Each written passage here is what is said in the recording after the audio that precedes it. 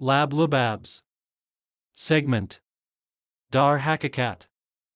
बिस्मिल्लाहिर्रहमानिर्रहीम, अस्सलाम वालेकुम। जो क़यामत खेज रात इज़राइल के लिए गुजरी है, इन्होंने अपने 76 साल तारीख में कभी ज़िंदगी में इनको आदत ही नहीं थी कि इस तरह की तबाही में, खौफ में, बर्बादी में रात गुजारने की। जिस तरह ईरान ने तबाही की, बर्बादी की, उसकी कोई मिसाल नहीं मिलती। और ये आप ज़रा मनाजिर देखिए, ये सुबह होते ही ईरान के ताज़ा हमले इस वक्त इजराइल पर आ रहे, सेंट्रल इजराइल में, और लाखों इजरायली इस वक्त शेल्टर्स में खौफ में है। और जिस तरह तबाही तेल अवीव की और दीगर एरिया की हुई है रात को, आप समझ लें सारी रात ईरान ने डटकर जो मुकाबला किया है इजराइल का, तारीख में उसकी मिसाल ही कोई नहीं मिलती। आप कोई दूसरा मुल्क है नहीं जिसकी मिसाल दे सके।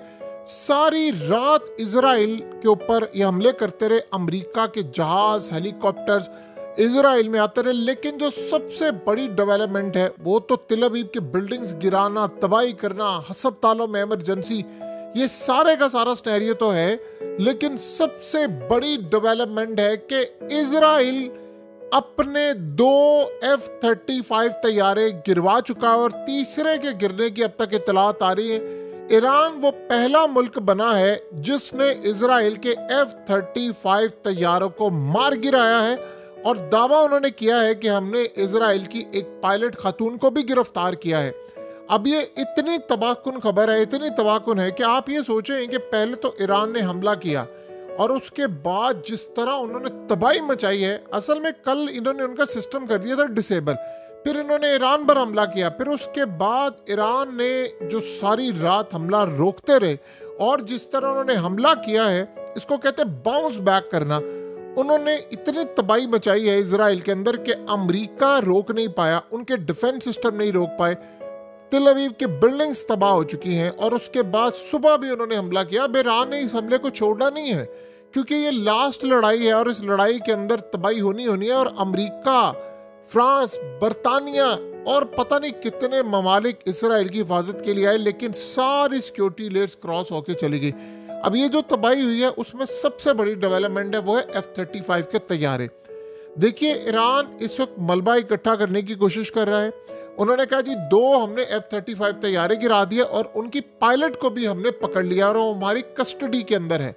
देखिए, जिस तरह रात को इजराइल हमले कर रहा था, और आप ये देख सकते हैं मनाजिर कैसे ईरान ने रोके, इनके F-35 तैयारे का लाए। असल में ये वही समझ रहे थे कि उसके बाद ये एक्टिवेट नहीं हो पाएंगे। जो डिसेबल कर रहे थे ईरान के डिफेंस सिस्टम को, वो कल रात नहीं हो पाए, दिन को थे और उससे पहले भी थे, वो सारा काम था। लेकिन दोबारा जब इजराइल ने हमला किया तो ईरान ने उस हमले को कंप्लीटली एक तो नाकाम बनाया जब इन्होंने आयतुल्लाह अली खामनेई के घर पर अटैक किया, एक चीज। उसके बाद F-35 को टारगेट किया, दोबारा इजराइल के F-35 नहीं आए हमला करने के लिए।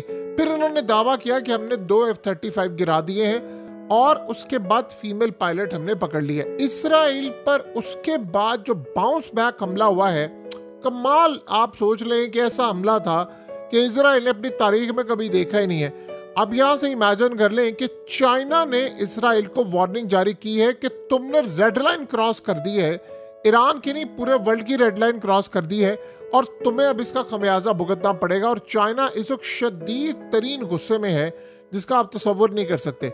और अगली डेवलपमेंट जरा आप समझिए, नेतन्याहू को पुतिन ने की है कॉल, और हंगामी कॉल थी, इतनी गुस्से भरी कॉल थी, और उसने कहा कि तुम पागल हो चुके हो कि तुमने इस वक्त पूरी दुनिया में तीसरी जंग अजीम छेड़ने की बुनियाद रख दी है और इस वक्त तुमने इंटरनेशनल लॉज और यूनाइटेड नेशन के कानून की धज्जियां उड़ाकर रख दी हैं।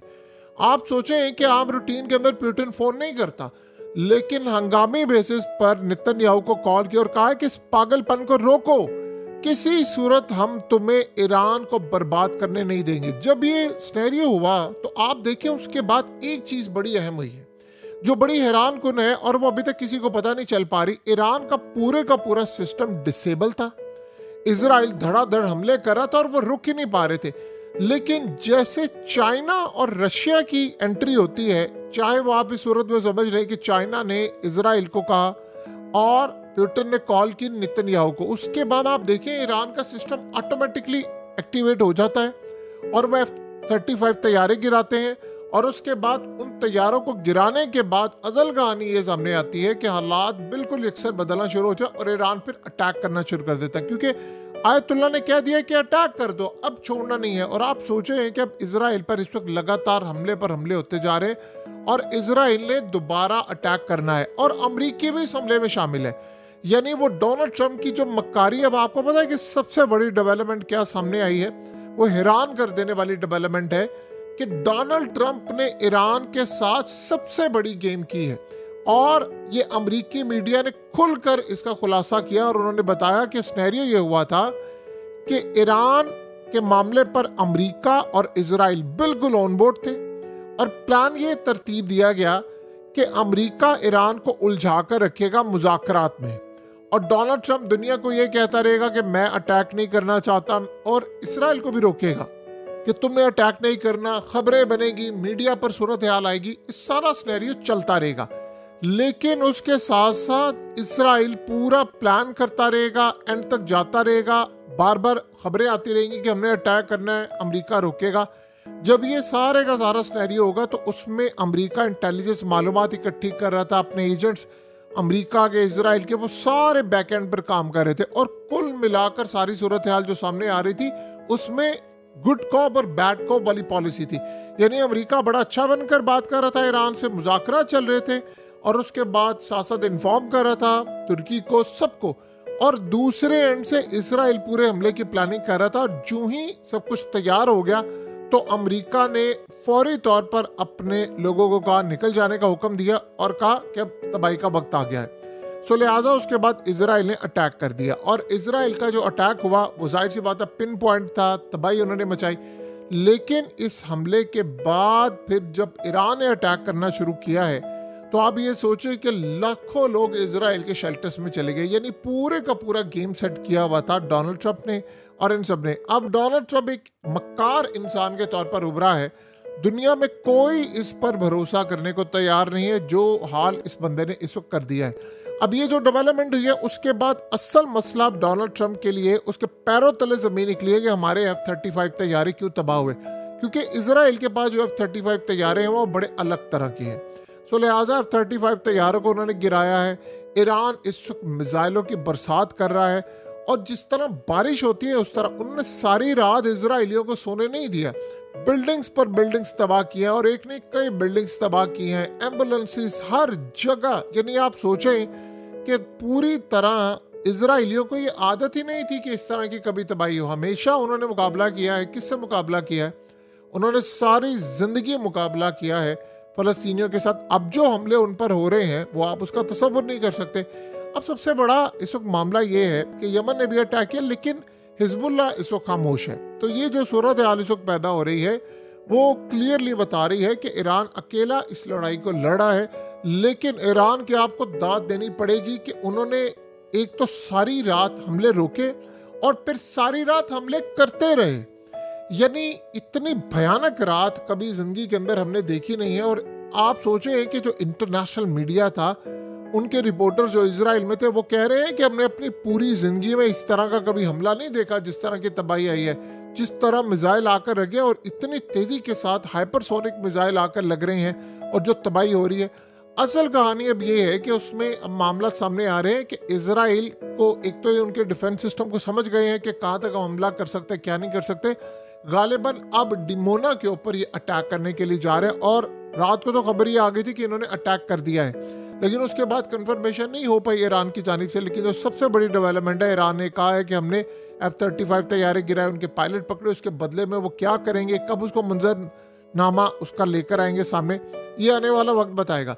लेकिन इस वक्त हालात ये हैं कि इसराइल के लिए सबसे बड़ा चैलेंज ये है कि वो ईरान के तमाम मिसाइलों को किस तरह रोके। देखिए 10 से 15 ममालिक इस वक्त मुकम्मल तौर पर इसराइल के गिर्द हिसार बनाकर बैठे हुए हैं और वो मिसाइलों को रोक रहे हैं, वो तबाही हो रही है उसको रोक रहे हैं। अमेरिका से लेकर सारी दुनिया के डिफेंस इस वक्त इनके साथ खड़े हुए हैं। तो ये आप समझ लें कि उसके बावजूद अगर मिसाइल जाकर हिट हो गए हैं तो सूरत हाल फिर आप सबके सामने है। अब ईरान अकेला लड़ा है इस लड़ाई को, एटलीस्ट रूस और चाइना को इनके साथ खड़े हो जाना चाहिए। देखिए वो कर रहे हैं जितना वो कर सकते हैं, लेकिन ओपनली अब खुलकर सामने आना चाहिए, क्योंकि जो बर्बादी इसराइल ने किया, पुतिन ने तो यहाँ तक कहा है कि मैं आप दोनों के दरमियान सुलह भी करवा देता हूँ, यानी उन्होंने ये यहाँ तक क्लियरली कहा है इस लड़ाई को ख़त्म करे।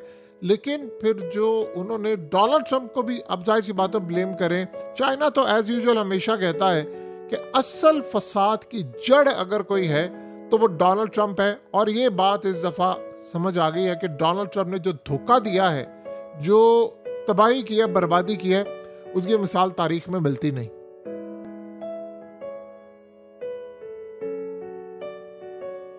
हकीकत टीवी को सब्सक्राइब करना मत भूलें, वीडियो को लाइक करें, शेयर करें और कमेंट सेक्शन में अपनी राय का इजहार ज़रूर करें।